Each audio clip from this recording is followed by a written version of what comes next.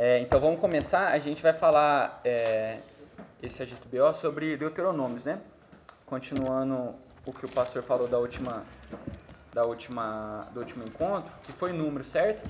Então, Deuteronômios é o último livro do famoso, a famosa parte da Bíblia que a gente fala que chama Pentateuco, que é os 5 primeiros livros da Bíblia. Então, antes de começar a falar literalmente sobre Deuteronômio, queria fazer uma revisãozinha bem básica de tudo que a gente já viu a respeito dos outros 4 livros que já foi falado, para ver se vocês estão afiados, se vocês prestaram atenção mesmo, se está tudo certinho, se está tudo na ponta da língua.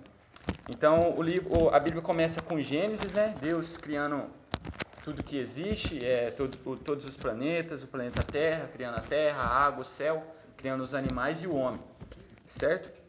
O primeiro homem que Deus criou foi chamado Adão, né? Certo? E essa esposa chamava Eva. Aconteceu um certo dia que Deus ordenou para que Adão e Eva podia comer de todos os frutos do paraíso, certo? Menos de um. Qual fruto que era esse? Fruto proibido, que simbolizava o quê? Do bem e do mal, exatamente. O Brian prestou atenção, conhecimento do bem e do mal. E o que aconteceu? A serpente, no caso simbolizava diabo, né? Satanás, persuadiu Eva e convenceu que se ela comesse daquele fruto, ela se pareceria com Deus, né? Na verdade, ela teria conhecimento do bem e do mal. Aconteceu então, para a gente ser bem resumido e bem rápido, que o homem caiu, certo? A partir desse momento, o pecado entrou na vida do ser humano, através de Adão e de Eva, certo? E aquele relacionamento pessoalmente que a gente tinha com Deus, que a gente estava interligado com Ele, se acabou, correto? A partir dali, Adão e Eva foi expulso do jardim do Éden, certo? E foram criar suas vidas. Tiveram 2 filhos, Caim e Abel, correto? Teve um certo evento em que Abel matou Caim, certo? Certo. Não. Caim matou Abel. Caim matou Abel, né? Beleza. Então, miserável que não prestou atenção aí que falou certo, né? Mas beleza, então, Caim matou Abel porque Abel apresentou um sacrifício que foi mais ao agrado de Deus.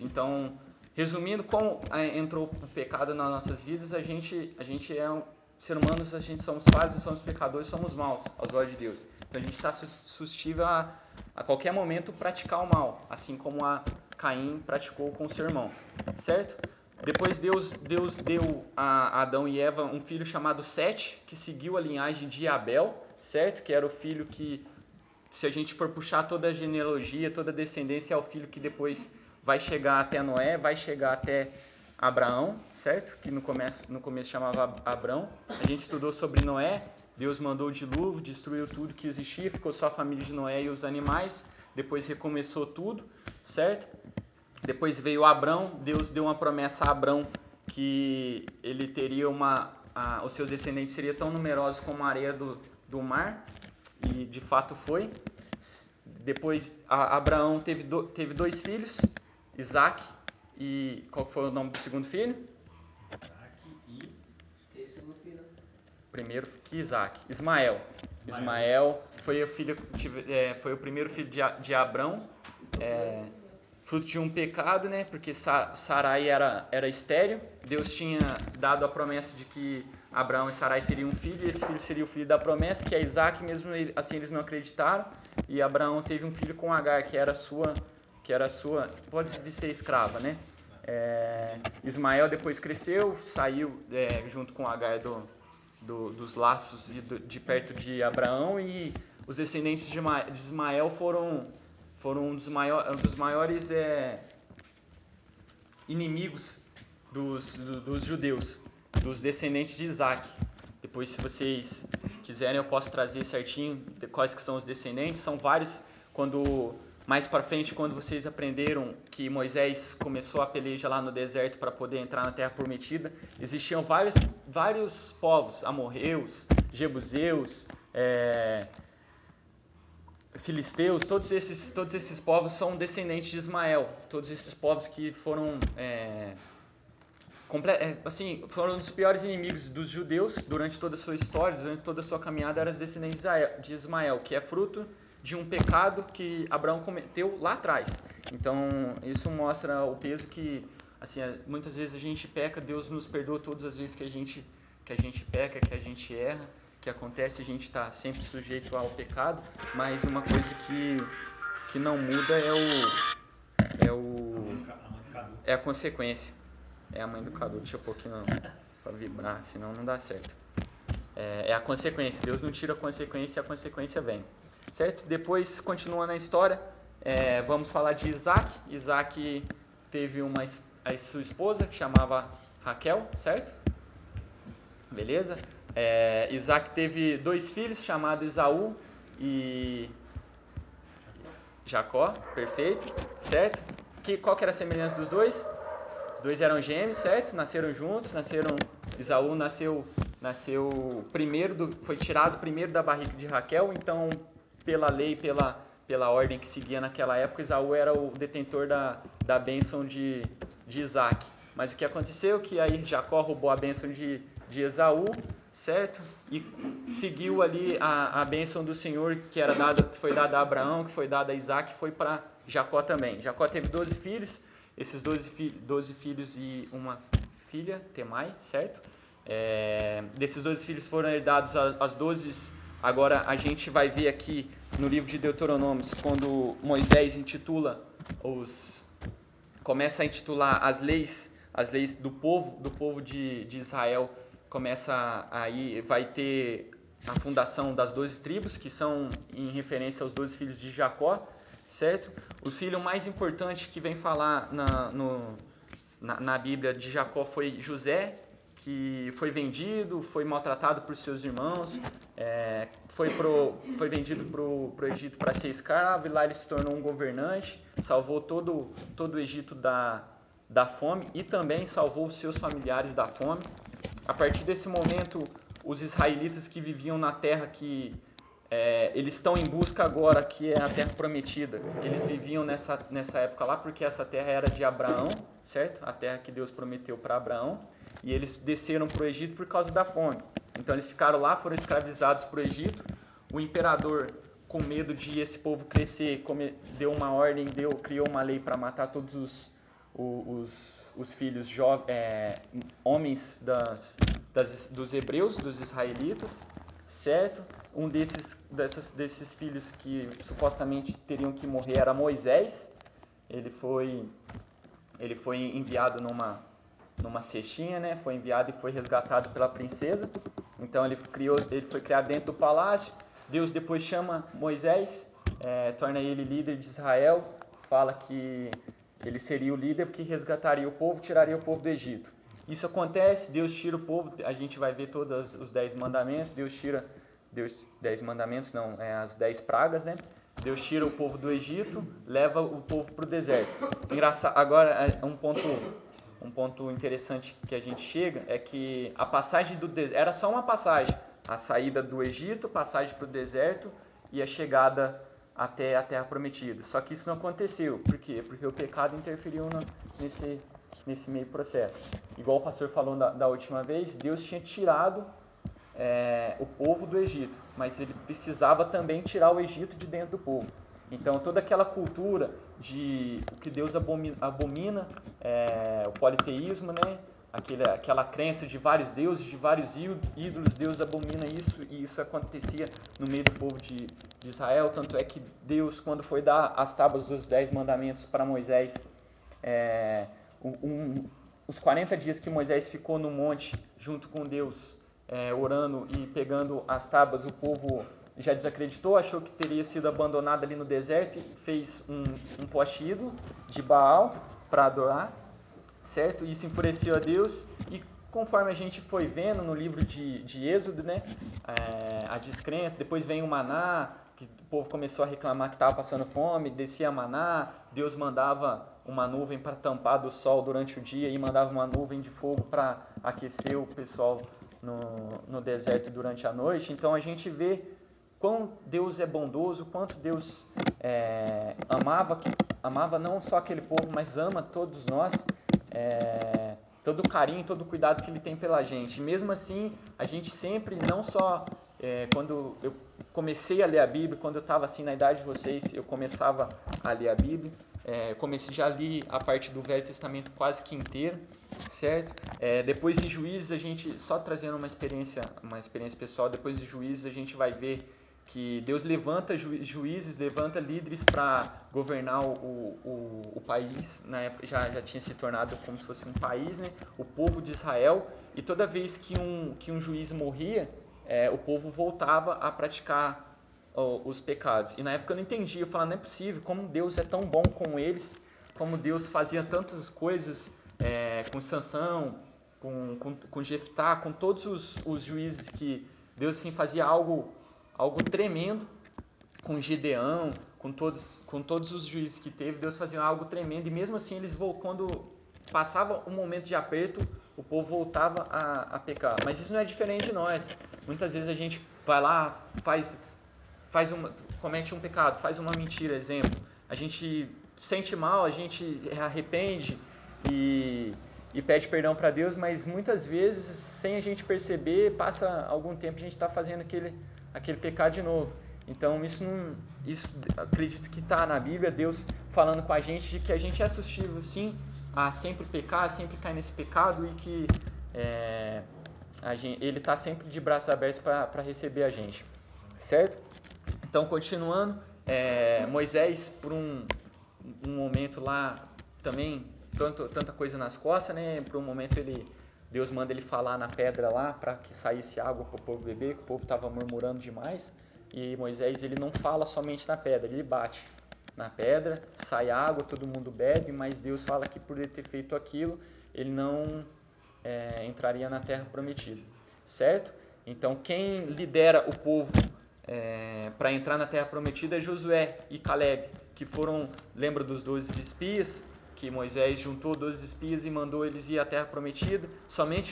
Dos 12, somente Josué e Caleb confiaram em Deus, viram que eram povos gigantes, viram que eram povos difíceis de se derrotarem, mas mesmo assim eles confiaram em Deus e sabiam que de todo aquele processo que eles passaram pelo deserto, seria concluído com a vitória, seria concluído com a posse da terra prometida.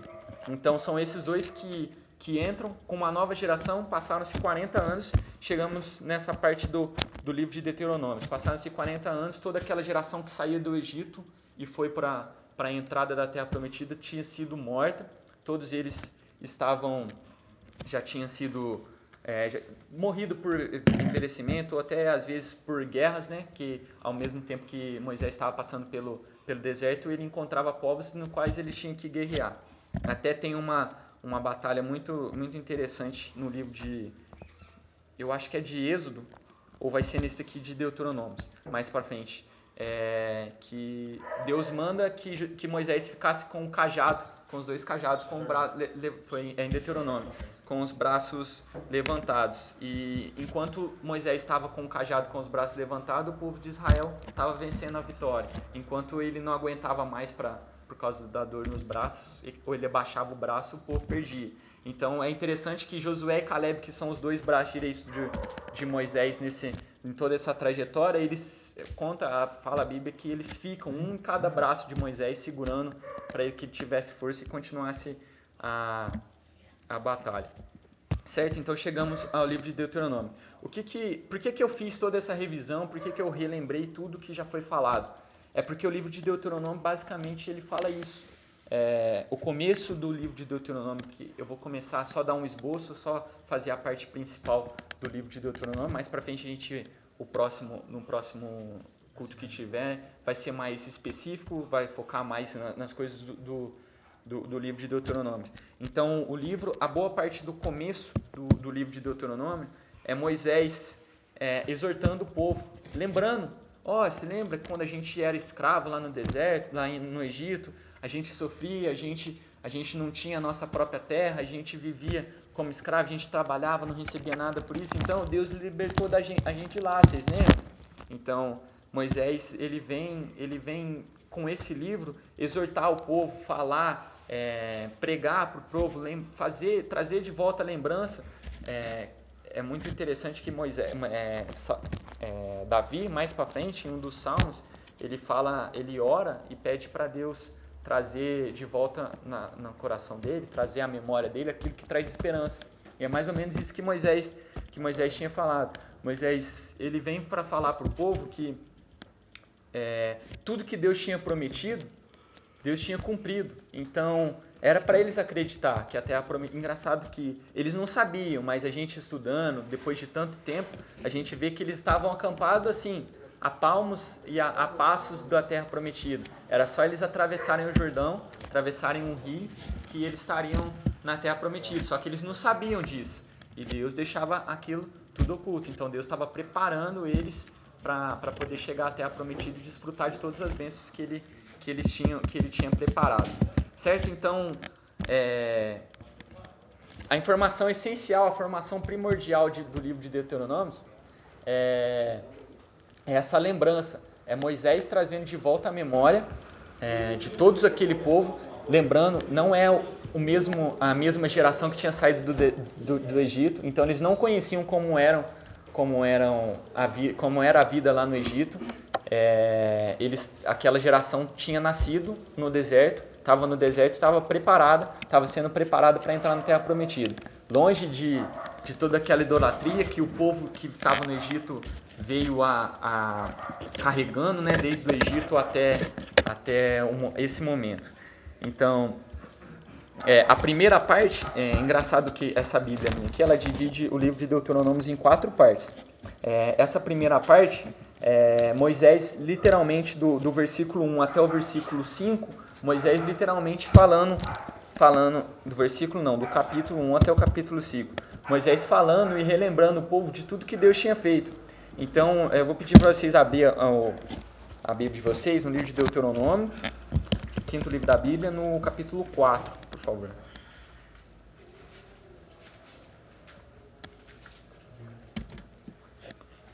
E além de Deus exortar e falar para Moisés, relembrar o que ele tinha feito para o povo de Israel, o que ele tinha falado, todos os feitos grandiosos que Deus tinha feito, o livro de Deuteronômio ele vem como se fosse uma constituição de um país. No livro de Levíticos a gente aprendeu todos aqueles rituais de purificação, de santificação, todos aqueles rituais de sacrifício a Deus que Deus exigia. Por exemplo, um sacerdote sacrificar um cordeiro puro, imaculado, para poder pedir perdão por pelo seu, pelo pecado de todo o povo, que mais para frente vem ser quebrado pelo sacrifício perfeito de Jesus, né? Então, o livro de Deuteronômio vem trazer as leis acerca de, como que a gente pode falar, as leis sociais, a lei de convivência social entre o povo. Então, por exemplo, se alguém matasse, o que tinha que acontecer com aquela pessoa, certo? Ele no versículo, no capítulo, deixa eu só puxar aqui, no capítulo 5, eu falei do capítulo 1 até o capítulo 5, ele vem falar de tudo que aconteceu. Aí no capítulo 5 ele começa a decretar as leis e começa pelos 10 mandamentos. Então, por exemplo, se uma pessoa se prostituísse, o que tinha que acontecer? Se uma pessoa falasse mal de algum parente, de alguma pessoa, o que aconteceria? Se tal sacerdote fizesse algo que não fosse do agrado de Deus, o que aconteceria com ele? Certo? Então, como que Deus devia ser adorado? Como que os sacrifícios tinham que ser feitos? Tudo que o que traz de lei, tudo que você pode, o que não pode, tudo que aquele povo precisava saber do que ele podia e não podia fazer. É claro que os 10 mandamentos eles são os gerais, né? Aquilo que é geral, mas agora no livro de Deuteronômio ele vem trazer as leis específicas. Por exemplo, igual a gente no Brasil, a gente tem o Código Civil, o Código Penal, por exemplo, o Código Penal que vem falar, por exemplo, se tal pessoa roubar, ele tem certas sanções, certas penalizações e tal. É a mesma coisa que no livro de Deuteronômio. E no capítulo 4, Moisés vem exortar o povo à obediência a Deus, mostrar ao povo que, por exemplo, tudo, por mais que toda dificuldade que viesse, todas as dificuldades que eles enfrentariam, eles sabiam que eles iam enfrentar povos muito fortes, muito bem montados lá na terra de Canaã, que era a terra prometida, né? Povos gigantes, povos mais bem preparados, cidades estruturadas, com muralhas, com portões, com sentinelas vigiando a todo momento. Então, não era uma coisa fácil, a gente trazendo para o dia de hoje, tentando imaginar isso. Não era, por exemplo, um povo que na época não tinha malemar espada, não tinha, por exemplo, eles eram pagões, eles eram como dizer, como se fossem ciganos, cada hora eles estavam num lugar, entendeu? Então eles estavam num momento aqui, aí aqui já não dava muito certo mais, eles pegavam, armavam a tenda e iam para outro lugar. Então eles não tinham uma fortaleza, um pedaço protegido, né? Eles iam direto ao ataque, ia dar o cara a tapa. Por exemplo, numa guerra, quando tem um povo te esperando e você indo atacar, é muito mais fácil você ter baixas, você ter perdas do que aquilo que você está indo atacar. Mas mesmo assim, Moisés tentando lembrar o povo de tudo que Deus fez. Por exemplo, um dos maiores feitos que acontece, que fala no livro de Êxodo, é Deus abrir o mar, né? É uma coisa assim que é inexplicável, né? Não tem como você explicar. Por exemplo, você pega os cientistas aí, não tem como os cientistas explicar que jeito que Deus fez isso, né? Mas tem provas provas concretas de que isso aconteceu. Tem lá eu não lembro o nome desse rio. É Mar Vermelho, eles falam na época, mas hoje não é Mar Vermelho que fala mais, né? Mas é um nome de um rio lá. Tem carruagens, espadas, tudo de ouro lá, porque o ouro não corrói. O ouro ele passa o tempo, ele não corrói, ele não é igual o metal. Por exemplo, qualquer metal você joga água, deixa ele molhado, ele vai corroendo, ele vai apodrecendo. O ouro não acontece isso, então está lá intacto as carruagens. Então, para a gente ser exortado também de que Deus ele é perfeito e nada que está aqui é mentira, ou inventado, ou apenas uma história para a criança dormir. Certo? Vamos ler lá então, Deuteronômio 4, capítulo 1. Eu vou ler aqui, a minha versão é um pouco diferente, acho que da de vocês, mas é um pouco mais fácil o entendimento dela. Certo? Moisés exorta o povo à obediência. Agora, pois, ó Israel, ouçam os estatutos e os juízos que eu lhes ensino, para que vocês os cumpram, para que vivam, entrem e tomem posse da terra que o Senhor, o Deus de seus pais, está dando a vocês. Não acrescentem nada à palavra que eu lhes ordeno, nem diminuam nada dela, para que vocês guardem os mandamentos do Senhor, o Deus de vocês, que eu lhes ordeno. Com os seus próprios olhos vocês viram o que o Senhor fez por causa de Baal Peor. Esse Baal Peor que ele está falando aqui é aquela hora que eu comentei que Moisés subiu ao monte para poder fazer para poder receber os 10 mandamentos, e o pessoal fez lá uma estátua, um bezerro lá de ouro, e começaram a adorar. Naquele momento teve uma rincha no povo de Israel. Aí Moisés falou assim, quem quer seguir a Deus e quer continuar, vem para esse lado, quem não quer vai para o outro lado. E aí assim que separou o pessoal de cá e o pessoal dali, tiveram uma guerra entre eles, todos aqueles que não queriam mais servir a Deus foram mortos naquele dia. Tá? Pois o Senhor, seu Deus, eliminou do meio de vocês todos os que seguiram Baal-Peor. Isso que eu acabei de comentar com vocês. Porém, vocês que permaneceram fiéis ao Senhor, seu Deus, todos hoje estão vivos. Eis que eu lhes tenho ensinado estatutos e juízos, como o Senhor, meu Deus, me ordenou, para que vocês o cumpram na terra que passarão a possuir. Portanto, guardem e cumpram essas leis, porque isto será a sabedoria e o entendimento de vocês aos olhos dos povos que, ouvindo todos esses estatutos, dirão: de fato, este grande povo é gente sábia e inteligente. Então, voltando ao que eu estava comentando, agora esse momento, Deuteronômio é um momento de preparação para a entrada da Terra Prometida. Moisés não sabia que estava próximo, Moisés ainda não sabia que ele não entraria na Terra Prometida junto com o pessoal, todo o povo, certo? Então era um momento de preparação, era um momento de, na hora que a gente entrar, tal povo vai ficar com tal parte, tal povo vai ficar com tal lado, por exemplo, esse grupo de família, porque nessa época era dividido por família, certo? Então, que nem eu comentei com você, as 12 tribos eram referências aos 12 filhos, mas de fato eles eram descendentes dos 12 filhos. Então, o único filho que não teve um único nome, porque Jacó teve 12 filhos, depois o 13º, que é Benjamim. E Benjamim tem uma tribo que chama Benjamim. O único que não teve foi Levi, que eram os levitas, os descendentes. Os levitas, então, levitas é como se fosse os sacerdotes, como se fossem os pastores, os diáconos, as pessoas que trabalham na igreja, que vivem em prol da igreja, que viviam em prol de levar, por exemplo, o Brian, ele tinha bezerros lá, ele tinha uma criação, ele precisava mensalmente fazer um sacrifício a Deus. Então, o Brian pegava um novilho novo dele lá, pegava um cordeirinho novo dele, que era o melhor que ele podia oferecer a Deus, levava para esses levitas, que eram os sacerdotes, e esses sacerdotes iam oferecer essa ovelha, esse cordeirinho para Deus, em oferenda aos pecados do Brian, para que ele pudesse ser redimido. Certo? Então, Moisés ele vem preparar, Deus ordena, Deus vem, tudo instruído através de Deus, né? Nada que a gente está lendo foi feito, saiu da própria pessoa de Moisés, né? Todo o Pentateuco, não sei se alguém comentou, todo o Pentateuco foi escrito por Moisés, então ele foi instruído, por exemplo, na época do Gênesis, na época de Abraão, de Isaac, Jacó, Moisés não era vivo, então como que ele sabia disso tudo? Por isso que é tudo orientação de Deus. Tem uma música do Lito Atalaia que fala, porque a Bíblia é muito questionada, né? Pelos cientistas e muitas vezes é utilizado como ferramenta de ataque de ateus, né? Mas uma música do Lito Atalaia fala que ela foi feita por homens para que homens creiam nela, e escrita por homens para que homens conseguissem ler. Então, se fosse escrito numa língua que homens não conseguiriam ler, qual que seria a utilidade do livro? Entendeu? Então, voltando, a Bíblia foi toda inspirada por Deus, esses 5 livros foram escritos por Moisés, mas é tudo inspiração divina, tudo Deus mandava ele, revelava a ele e ele escrevia.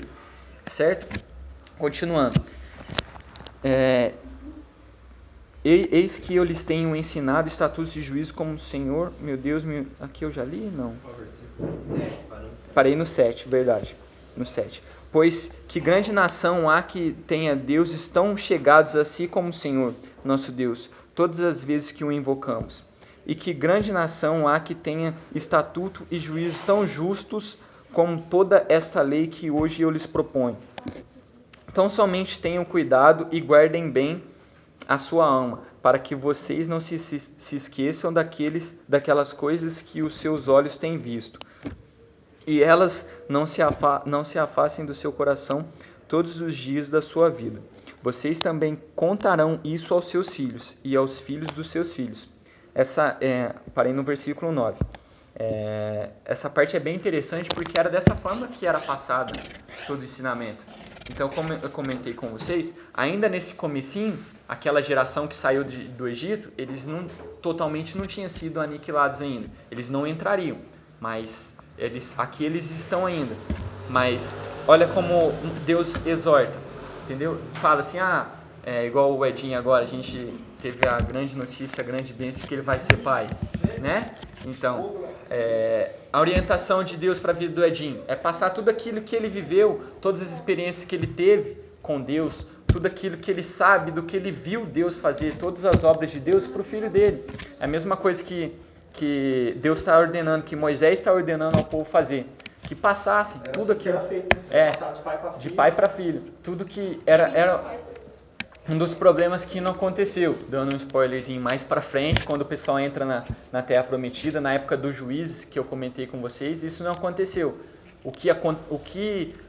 O juiz vinha, fazia um feito muito grande, Deus usava a vida daquele juiz, libertava o povo e o povo voltava para Israel são e salvo, estava tudo beleza, aí vinha as próximas gerações, não era passado aquilo para eles, e eles começavam, porque a Terra Prometida ela é onde é Israel hoje mesmo, claro que é um pouco maior, mas ela é cercada por povos que fazem coisas que é contrária a Deus, né? Politeísmo, igual eu disse, vários ídolos, várias outras coisas.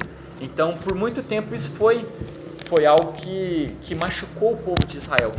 Foi algo que Israel deixou de viver muitas bênçãos e vitórias ao lado de Deus por causa desse a gente vai ver mais para frente que aqui no livro de Deuteronômio que Deus manda entrar e matar todo mundo.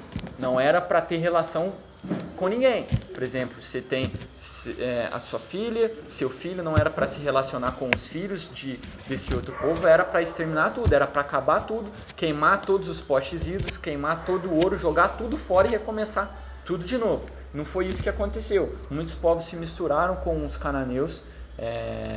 Os cananeus viram que não tinha outra opção, principalmente quando a muralha de Jericó é derrubada. Então o pessoal lá de dentro começa a ficar com muito medo de Deus, porque onde já se viu a muralha, do nada caía assim, sem ninguém fazer nada. E a muralha de uma cidade inteira destruir que era assim, se você for ver a cidade de Jericó, se vangloriava nisso. Ninguém era louco o suficiente de tentar atacar Jericó por causa das muralhas. Eles era que nem Troia. Os gregos foram tentar entrar em Troia e deram de frente com a muralha. Foi mais ou menos a mesma coisa. Então, quando Deus derruba, ele quebra, todo mundo que está lá dentro começa a ficar morrendo de medo. E aí eles se rendem. E no que eles se rendem, o povo de Israel permite que eles vivam lá, junto com eles. E aí vai, é porque o meu Deus é isso, o meu Deus é aquilo, o meu Deus fala isso, o meu Deus fala aquilo. Aí o pessoal de Israel começa a falar, parece que faz sentido isso que você está falando, parece que o que o Moisés falou é rude, é difícil de cumprir, e o que você está falando não é mais fácil. Aí começa a entrar todo o problema em Israel.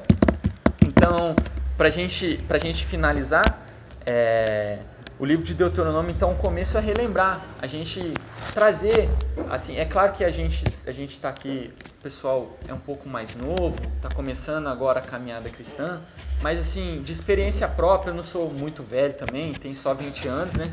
Eu não tenho tanta experiência assim para poder passar, mas é óbvio que eu tenho experiências com Deus, eu tenho experiências, principalmente que nem o Edinho comentou antes, de acampamento. Acampamento é muito benção. Foi no acampamento que eu entreguei a minha vida para Deus, foi no acampamento que eu conheci de verdade quem Deus era. Meu irmão já vinha na igreja e eu vinha com ele, mas Beto, eu vinha na igreja, mas para mim não fazia sentido. Eu vinha na igreja para poder ver o pessoal, via o pessoal e ia embora. Não sabia quem era Deus. Foi no acampamento que eu conhecia Deus. Então, depois desse acampamento que eu conhecia Deus e que eu entreguei minha vida para Deus, todos os outros acampamentos foram marcantes na minha vida. Todos os outros acampamentos têm alguma coisa para poder contar. Então, é isso que o livro de Deuteronômio, é isso que eu venho trazer hoje para a gente trazer à memória aquilo que traz esperança para a gente. Que às vezes a gente... Jesus, quando Jesus veio à Terra, ele não disse que seria fácil a nossa vida. Ele não disse que seria um mar de rosas, que a partir do momento que você aceitasse Ele como Senhor Salvador, a partir do momento que você acreditasse em Ele, você viveria o melhor dessa terra. Jesus não disse isso. Ele também não disse que seria um inferno, que nada daria certo. Mas nos alertou para que a gente pudesse sempre trazer essa memória. Por exemplo, hoje está difícil, hoje estou passando por um momento de dificuldade. Mas vamos lembrar do que Deus já fez, da onde que Deus nos tirou. Desde quando eu me converti, eu escuto muito isso. Lembrar de onde Deus te tirou, do que você fazia, do que você era, como que você conduzia a sua vida. E do nada, assim, sem você perceber, todas as suas atitudes mudam, tudo que você pensava é mudado, as suas amizades, você tinha umas amizades que te levavam e te influenciavam a fazer algo, agora você tem amizades que te levam e te influenciam a fazer outra coisa completamente diferente. Você tem um novo estilo de vida. Então, para que a gente possa sempre se lembrar do que Deus fez nas nossas vidas, para que isso se torne uma esperança futura, saber que aquilo que foi feito não vai ser acabado, ele vai terminar, tem todo um processo de obra na sua vida, na nossa vida. A gente crê nisso, amém? Certo? Que Deus tem sempre um propósito para que a gente glorifique o nome dele através das nossas vidas, através de uma bênção. É sempre importante, né? A gente lembrar, a gente fica sempre... Pessoal, hoje a mídia fala muito de bênção, né? Fala de receber a bênção, ter uma casa própria, ter um carro, bênçãos terrenas, bênçãos fortuna, né? mas acredito que não seja isso que Deus quer para as nossas vidas. É óbvio, é claro que isso não interfere, vai de pessoa por pessoa, né? Mas que em tudo, em todas as bênçãos, que a gente possa se lembrar que sempre as bênçãos que a gente tem é para ser passadas para outras pessoas, para que isso se torne testemunho na vida delas. É muito interessante que quando eu comecei, eu ficava muito em cima dos meus amigos para poder ir na igreja. Eu lembro muito do Dudu, o Eduardo, não sei se o pessoal mais novo, ele saiu da igreja e está em outra igreja agora, mas eu lembro que eu ficava em cima dele, vamos na igreja e tal, vamos na igreja, falava para ele o que tinha acontecido na minha vida e tal. Até que um dia ele aceitou, a gente foi numa semana jovem lá na primeira, e lá ele conheceu a Deus. Então é dessa forma que a gente frutifica. Eu acho que não tem bênção maior do que a gente receber uma bênção, compartilhar essa bênção com outra pessoa, e essa outra pessoa aceite essa bênção e começa a partir dali acreditar e confiar também no seu Deus. Então, igual tem se falado, tem sido o tema dos domingos dos cultos de domingos nossos, né, de missões, né? Às vezes a gente traz a missão para um lado muito difícil, né? Mas a missão é simples, a missão é você ser quem você tem que ser. Ou seja, se de fato você conheceu a Deus, se você é um cristão, que igual eu falei, todas as suas atitudes são mudadas, todas as suas atitudes são transformadas. E é dessa forma que a gente é um dos melhores missionários. A gente ser aquilo que a gente é aqui na igreja, aquilo que a gente aparenta ser aqui na igreja, lá fora, para que as pessoas vejam, para que os colegas da gente vejam que a gente é diferente, para que, por exemplo, o colega chega e fala, aquela menina está gostando de você, pedindo para ficar com você, não faço isso porque eu tenho compromisso, isso é errado, isso não pertence a Deus, isso não está certo. Então as pessoas vão te taxar de careta, as pessoas vão te taxar de antissociais, de que você não compartilha daquilo que elas compartilham, mas podem ter certeza disso, um dia elas vão lembrar de vocês. Um dia elas vão lembrar que daquele cara careta, daquele cara que falava... eu gosto muito de uma música que antes de começar aqui o Renan estava cantando, da banda nem é do Resgate, é do Cats Barnea, né? Do Apocalipse Novo, que fala uma parte que eles falam que acontece o arrebatamento, todos aqueles que eram salvos, que estavam salvos na presença de Deus, são arrebatados. E aí aquele pessoal está perguntando onde estão aqueles caretas malucos que contavam uma nova história, dizendo que o filho do homem viria para levar eles para um outro lugar. E isso para o mundo é loucura, né? Para o mundo a vida nossa está limitada ao terreno, está limitada ao que eu vou conseguir, a ter um bom emprego, a ter um emprego com um salário legal, a ter uma casa própria, a ter um carro, a fazer viagens e curtir a vida inteira. Mas a vida do cristão não se limita a isso. Isso aqui é igual o pessoal do povo de Israel estava passando. Eles passaram pelo deserto, ou seja, eles eram peregrinos no deserto. O destino deles era a terra prometida, que era Canaã. Nosso destino, nossa terra prometida é o céu, certo? A gente caminha por aqui como peregrinos, a gente não é daqui, não é desse mundo, a gente caminha aqui como peregrinos. Assim como o povo teve dificuldades no deserto, a gente também vai ter dificuldades aqui, igual eu comentei, não vai ser um mar de rosas, mas a gente tem uma esperança futura, uma esperança de um Deus vivo que retornará e nos buscará e nos levará para morar com Ele eternamente, certo?